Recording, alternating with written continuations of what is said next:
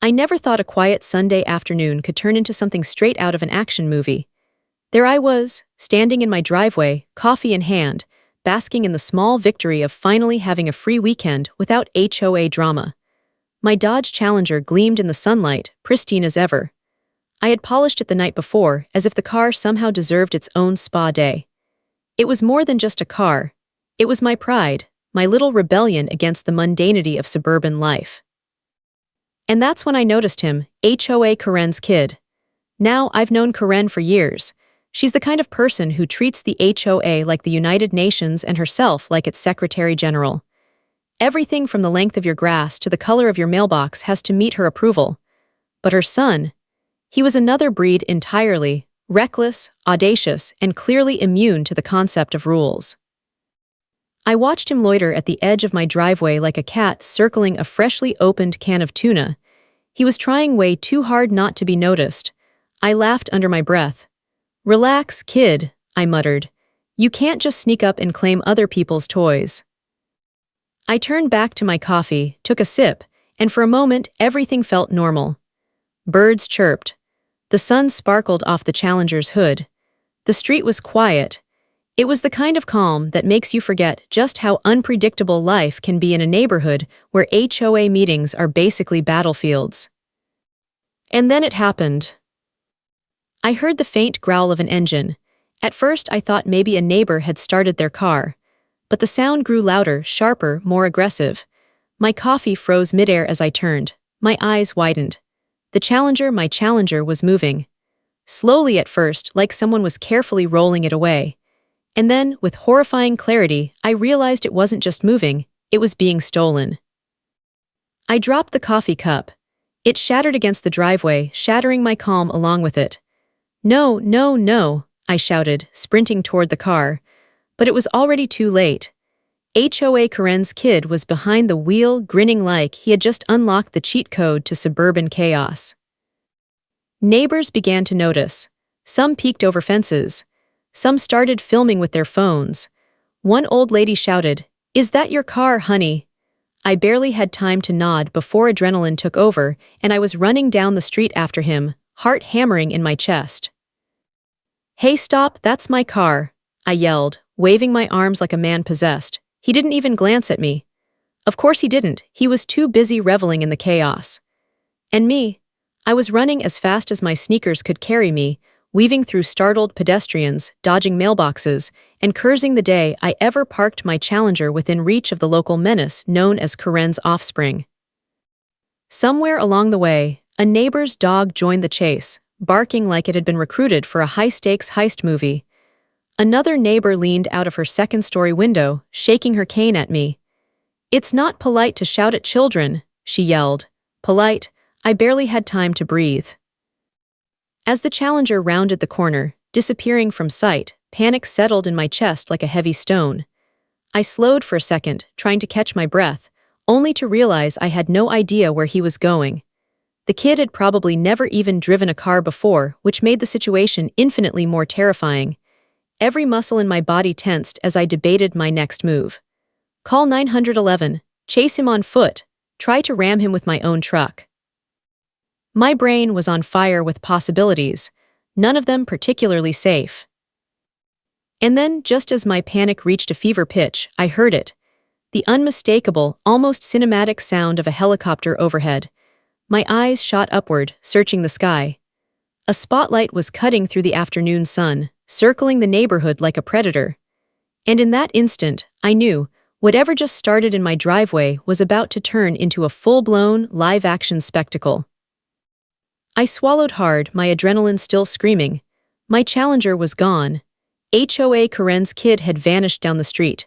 And somewhere in that whirring spotlight above, the city's finest were probably already mobilizing. I ran faster, my mind spinning, my heart pounding. Whatever happened next, there was no turning back.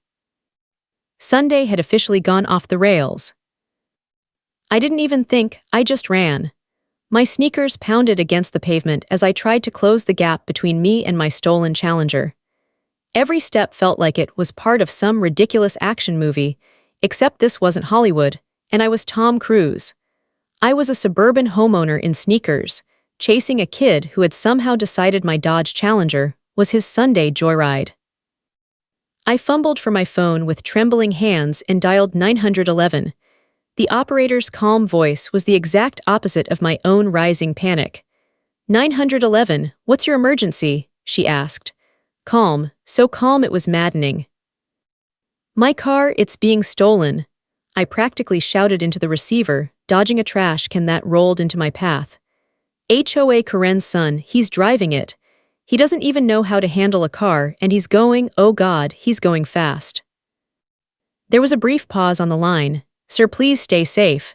Are you following the suspect? Yes, but I'm on foot, I yelled. And he's weaving through traffic. Someone stop him. I hung up, heart racing, and realized I was actually getting closer. Maybe the kid wasn't as skilled as I feared, or maybe I was just too stubborn to let him get away with this. Either way, I had a front row seat to what was quickly turning into the most absurd chase of my life. Neighbors began to appear like extras in some low-budget heist movie. Mrs., who lived 2 houses down, leaned out of her window with a plate of cookies in one hand and her phone in the other. Are you sure that's your car? She called. It looks like it's being stolen. Yes, I'm sure, I gasped, dodging a cyclist. It's my Challenger, it's mine, somebody call the cops. And that's when I heard it, a high-pitched whine that made my stomach drop. The sound of a police siren, blaring, getting closer. My brain short-circuited for a second. They're here, but will they catch him in time? From down the street, a squad car appeared, lights flashing. I waved frantically, trying to get their attention without tripping over my own feet. The kid in my car glanced over his shoulder, probably realizing the gravity of the situation for the first time. A smug little grin flickered across his face, like he was still enjoying the thrill. I ran alongside the moving car, yelling at him. Stop, you're going to get arrested. He ignored me. Typical. I noticed a few other neighbors had begun filming. One guy was narrating into his phone like he was covering a breaking news story. And here we have a local resident chasing a stolen Dodge Challenger, right here in the quiet suburbs. I wanted to scream, but honestly, a part of me couldn't stop laughing. Who needs reality TV when you live in this neighborhood? But there was no time for amusement. My mind raced as I tried to predict his next move. He was speeding toward the intersection, traffic light flashing yellow. My heart jumped into my throat. Was he actually going to make it through, or was this where the first crash would happen? And then the sound of the helicopter returned, louder this time. Its whirling blades cut through the air, and I realized the chase had officially gone national, or at least local news live. A spotlight shone down, tracking every twist and turn of my stolen Challenger. My adrenaline surged again. The kid's expression shifted from thrill to panic as he realized he wasn't just running from me anymore, he was being watched from above, and that's when the fear set in. The police cruiser honked. Pull over, an officer yelled through a megaphone. The kid laughed nervously, shaking his head. He wasn't stopping. And just like that, my quiet Sunday turned into an unforgettable, chaotic chase that looked like it belonged in the movies.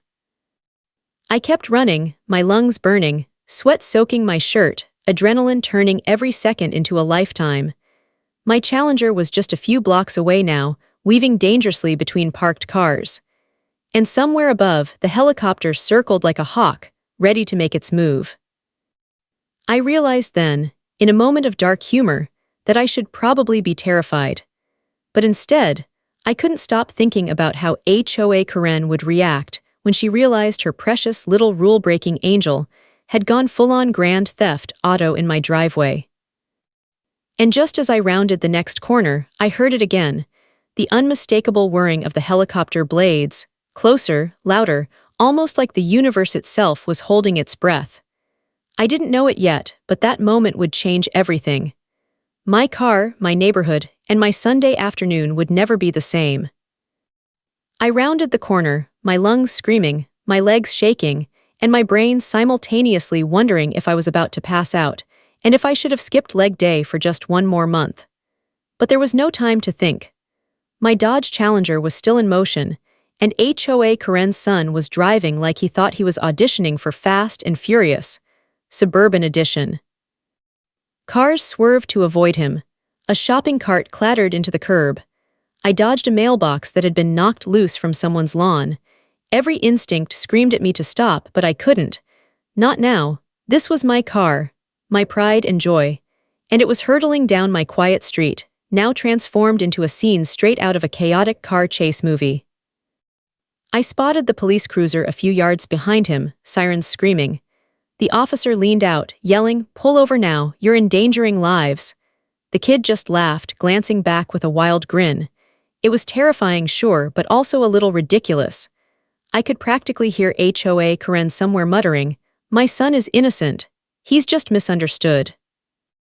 Neighbors were spilling into their yards, some cheering, some shaking their heads, some filming like this was the event of the century. I realized halfway through this madness that my street had turned into a spectator sport. Even the mailman had stopped, leaning on his truck, shaking his head. "Every day is crazy with you folks," he muttered under his breath. I ran faster, trying to keep pace as best I could. I wasn't even close to catching up, of course. The kid had a car and I had 2 legs, but I wanted to be there to witness every insane second. My heart pounded like a drum solo, my arms pumping, my coffee-soaked sneakers sliding on the asphalt. Adrenaline wasn't just coursing through me, it was taking over every part of my body. Then I heard the helicopter again, closer this time. The whirring above cut through the chaos, its spotlight slicing through the afternoon sun. I looked up just as the helicopter shone its light directly on my Challenger. The kid's grin faltered for a split second. He realized, finally, that he wasn't just outrunning me or the neighborhood anymore, he was being tracked from above. "Nice try, kid," I muttered under my breath. "But this isn't a video game." He made a sharp turn down a narrow street, tires screeching. I could hear the sound of brakes locking and the faint crunch of a curb. My stomach lurched. My adrenaline skyrocketed.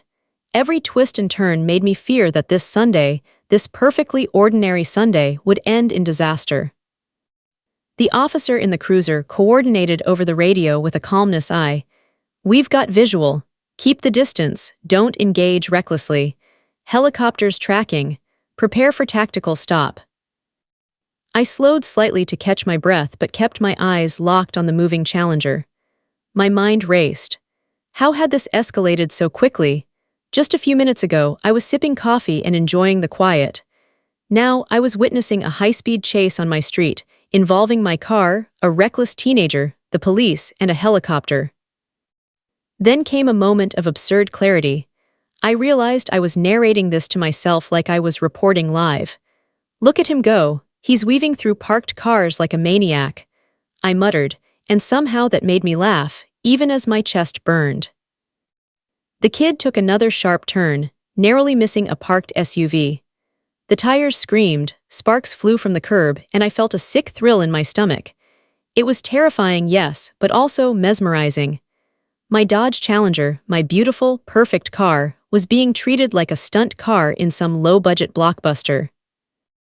And just as I thought things couldn't get any crazier, the helicopter spotlight swung back down, tracking him relentlessly. I could see the officer inside, calm and precise, guiding the cruiser and coordinating every move. My heart leapt, because I realized that the endgame was approaching. I slowed, panting, as the kid raced toward the intersection ahead. This was it. I didn't know how it would end. Would he escape? Would the police catch him before something catastrophic happened? My mind couldn't decide whether to be terrified or to brace for cinematic satisfaction. Somewhere in the distance, I could hear a faint hum of more sirens joining in. The chase had escalated beyond our block. The kid's grin was gone now, replaced with the realization that he might have bitten off way more than he could chew. And I kept running. I had to see this through. Whatever happened next, one thing was certain. My quiet Sunday, my calm suburban life, my Challenger, and my sanity were all on the line. I looked up, and there it was, the helicopter, hovering like a predator above the street. Its blades churned the air, making the trees bend and the loose papers swirl in a small tornado around my feet. The spotlight found my Challenger instantly, slicing through the afternoon sun, highlighting every turn, every reckless maneuver. I felt my stomach drop.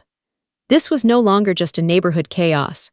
It had gone full-on cinematic, live action, real life, fast and furious, and I was the unwilling narrator. HOA Karen's son was still behind the wheel, adrenaline pumping, probably thinking he was invincible. I could see the wild look in his eyes as he tried to outmaneuver the cop cars, and somehow, me running along the sidewalks. For a brief second, I caught myself imagining him thinking, I'm untouchable. Nobody can stop me. I could barely breathe, my lungs on fire, but I had to keep watching. My Dodge Challenger, my pride, my one connection to sanity in this neighborhood, was being treated like on wheels. Tires squealed as he swerved through parked cars, narrowly missing a trash can that erupted in a shower of soda cans and pizza boxes. I almost laughed. Almost.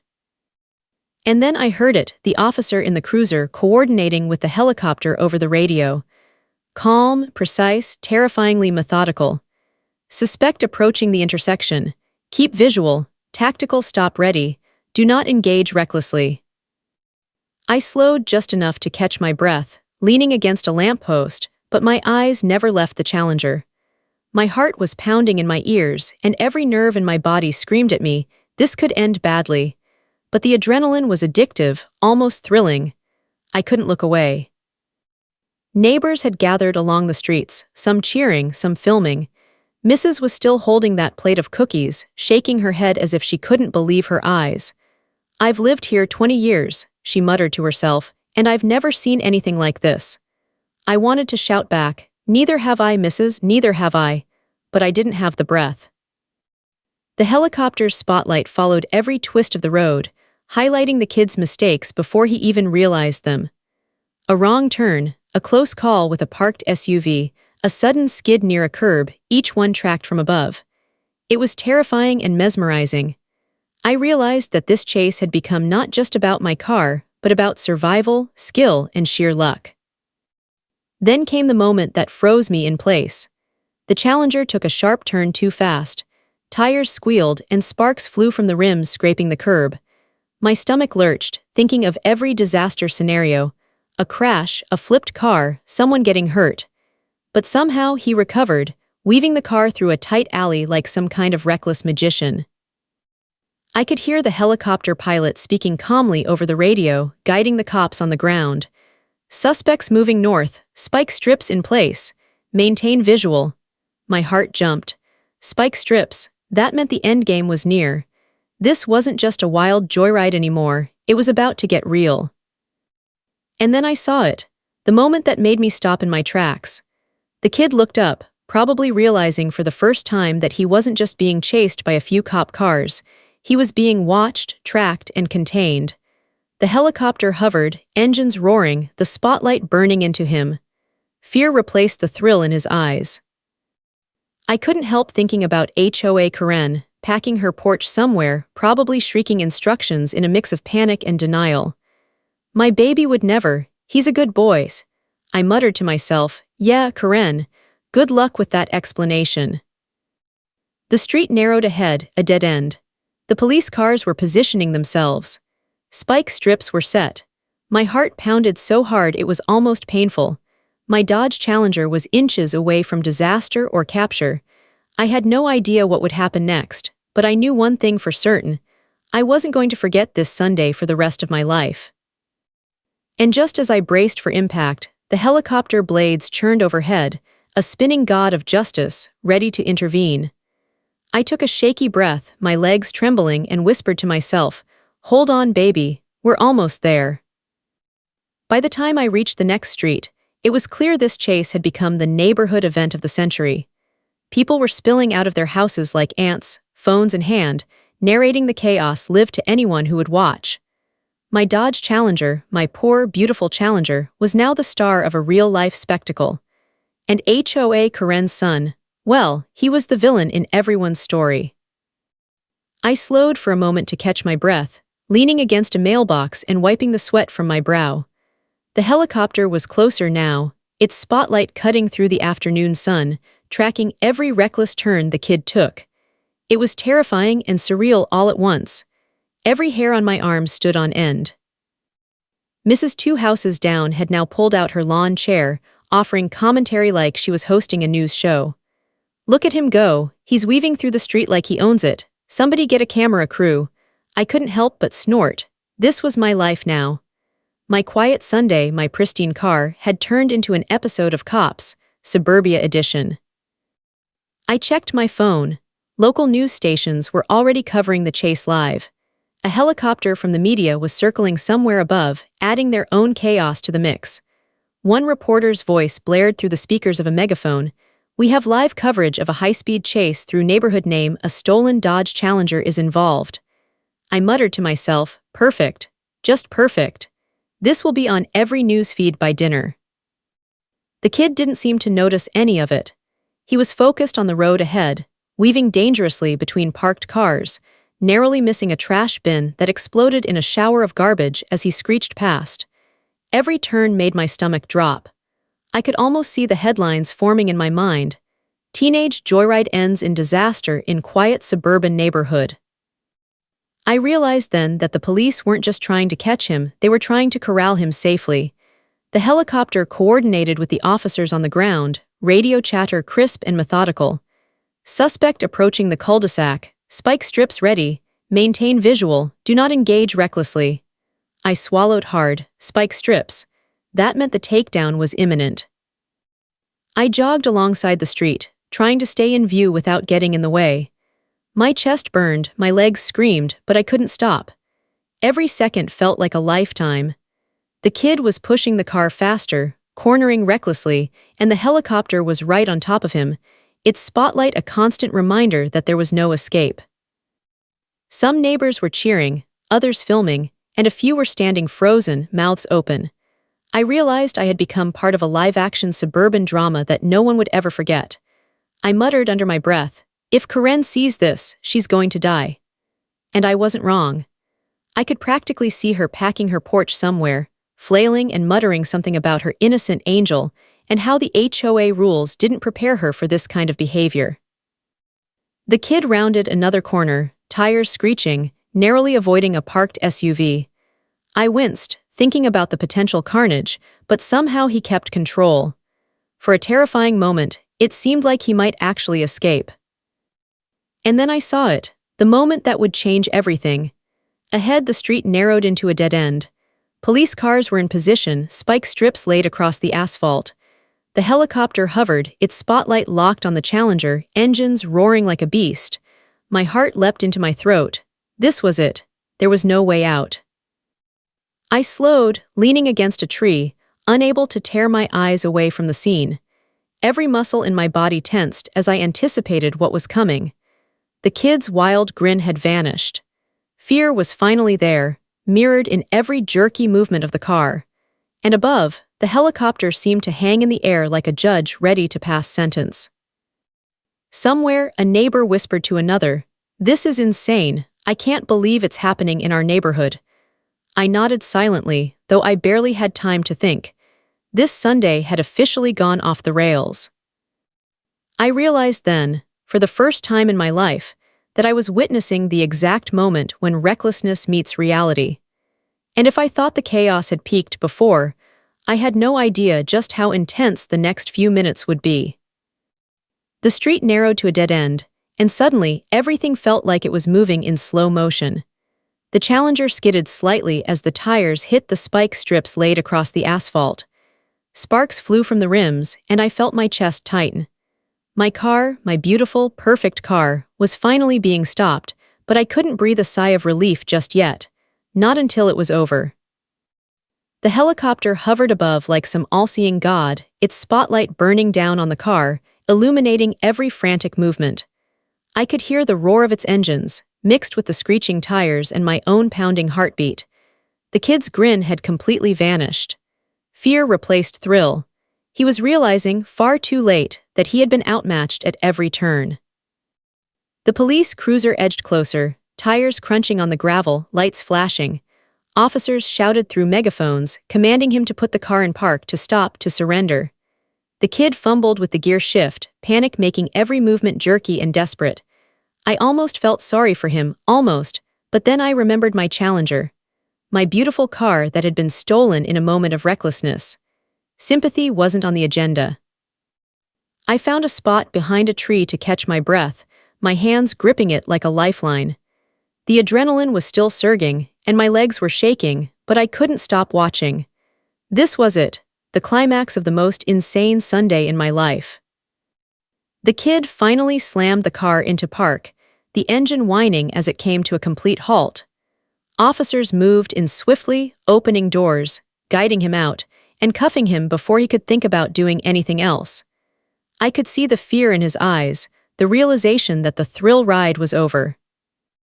The helicopter hovered above, the spotlight swinging off as if to signal the end of the drama. Police officers radioed their success. Suspect secured, vehicle safe, over. My heart leapt. My car was still intact, and no one was hurt. Against all odds, the chaos had ended without disaster. I jogged up to the Challenger, inspecting it quickly. Minor scratches, a few scuffs, nothing major. Relief flooded through me. I ran my hand along the hood, feeling the smooth, gleaming surface. "You survived, buddy," I whispered. "You survived." Neighbors erupted in applause, some cheering, some filming the aftermath like it was a Hollywood ending. I couldn't help but laugh, exhausted and still shaking from the adrenaline. Mrs. Two Houses Down even waved at me like I had just won the lottery. "I told you it was exciting," she called. I waved back, trying not to collapse on the spot. And then, somewhere in the distance, I heard a familiar voice. HOA Karen, screaming, fuming. I didn't even have to look to know it was her. "My baby, my angel, how could this happen?" I imagined her packing her porch, hands flailing, red in the face, trying to spin her son's crime into some kind of innocent mistake. I shook my head, chuckling despite myself. Only HOA Karen could take a high-speed chase and try to turn it into a neighborhood controversy. I leaned against my car, still catching my breath, thinking about how absurdly cinematic this entire day had been. Somewhere above, the helicopter pilot waved to the officers on the ground, then turned away, engines whirring as it left the scene. The sky was quiet again, the chaos settling back into the usual suburban calm. My Dodge Challenger gleamed in the sunlight, untouched and victorious. And as I finally sank down onto the curb, exhausted, I realized that this Sunday would go down in neighborhood history. My car was safe, the kid was in police custody, and HOA Karen was undoubtedly spinning out somewhere nearby. For a brief moment, I allowed myself a grin. The chase was over, but the story, the legend of the Sunday when my Challenger was stolen, pursued, and saved by a police helicopter, was just beginning. I ran a hand through my hair and muttered to myself, "Only in this neighborhood, only in my life."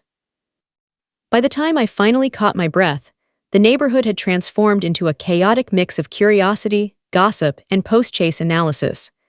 Cars that had been pulled over for the chase were now parked at odd angles. Neighbors were huddled in small groups, phones out, replaying videos of the chase like it was some high-budget action film. Even the mailman had stopped delivering letters, standing on the curb with his arms crossed, shaking his head in disbelief. I walked back to my Dodge Challenger, inspecting it one more time. A few minor scratches, nothing serious. My car had survived. I ran my hands along the hood, almost reverently. "You're lucky," I muttered. That kid had no idea what he was doing. Then I saw her, HOA Karen. Standing on her porch, arms crossed, red-faced, hair probably frizzed from packing back and forth. She was trying to regain her composure, but you could see through every twitch and tremor that she was in full panic mode. I swear, she was muttering something about lawyers, the HOA board, and the end of civilization as we know it. I couldn't resist. "Tough day, Karen?" I asked, trying to keep my voice casual, though my adrenaline still hummed through me. She spun around, pointing a finger that shook like a leaf in a storm. "That child is innocent. You're exaggerating. My son would never do such a thing." Her voice cracked, a mix of fury and desperation. I suppressed a laugh. "Innocent?" My Challenger might have disagreed. Neighbors had begun gathering near her porch now, some whispering, some outright laughing. I caught a few of them giving me thumbs-up signs.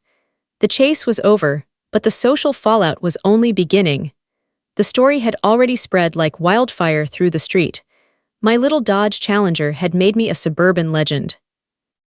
I watched as Karen dialed frantically on her phone, probably trying to contact some lawyer or worse, a local news station to spin the story in her favor.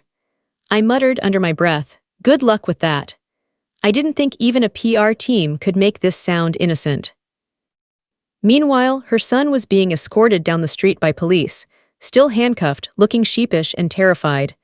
I had to admit, seeing him finally humbled gave me a little sense of satisfaction. My Challenger was back, intact, and the chaos, at least for now, had been resolved. Neighbors started comparing their videos of the chase, replaying the footage, arguing over who got the best shot of the kids' wild turns. It was like a mini film festival, suburban edition. I wandered among them, still laughing despite the lingering tension. This was absurd. Absolutely absurd. Somewhere in the distance, I could hear Karen's voice again, shouting about damages, liability, and how this was somehow my fault. I rolled my eyes. Only HOA Karen could witness her son committing a felony and still manage to blame the victim. I checked on my Challenger one last time, patting the hood gently. "We made it, buddy," I said. "We survived Karen's son and the entire neighborhood spectacle." I could still feel the adrenaline buzzing through me, and I knew this story would be retold for years. An epic cautionary tale about what happens when suburban drama meets reckless teenagers. By the end of the afternoon, the neighborhood had settled back into something resembling calm. Cars were returned to their proper spots, neighbors slowly retreated indoors, and the mailman finally resumed his route, muttering curses about life in our chaotic little street. But the energy lingered, a charged reminder that something extraordinary had just happened. I finally leaned against my car, breathing deeply. The chase was over, the kid had been stopped, and my Challenger had survived. And somewhere in the distance, I could still hear HOA Karen ranting to anyone who would listen. For the first time since the chase started, I allowed myself to laugh fully. The absurdity of it all, the sheer audacity, and the fact that my quiet suburban life had erupted into an action movie, it was too much not to. And as I looked around at the stunned, slightly amused faces of my neighbors, I realized one thing. I had just survived a story that would become part of the neighborhood legend. This Sunday had been one for the books. And Karen, well, she was going to be talking about this for months, if not years. By Sunday evening, the neighborhood had mostly returned to its usual calm, though a strange buzz lingered in the air. Kids peeked out windows, couples whispered on their porches, and a few brave souls walked slowly down the street, replaying the chase in their minds or on their phones. I leaned against my Dodge Challenger, still gleaming in the fading sunlight, and allowed myself a long, deep sigh. The car had survived unscathed, aside from a few minor scratches. I ran my hand along the hood, feeling a quiet sense of victory. "You're still the champion," I muttered. My Challenger had been through chaos, danger, and a full-on high-speed chase, and it had come out looking perfect. I'd never appreciated this car more. From across the street, I saw HOA Karen packing. She had not lost her energy, even after the police had taken her son away. Arms flailing, she seemed to be practicing a new monologue for the HOA board. "My son is completely innocent. This is all your fault. The street is unsafe." I shook my head and smirked. Some things never changed. I stepped onto the street and called out to her, trying to keep my voice light. "Long day, Karen." She whipped around, glaring like I had personally insulted the entire HOA board. "This is a disaster. You encouraged him. You created the opportunity," she shouted, voice cracking. I laughed despite myself. The irony was too perfect. Only Karen could see herself as the victim when her son had stolen my car, terrorized the neighborhood, and caused a police helicopter to hover overhead.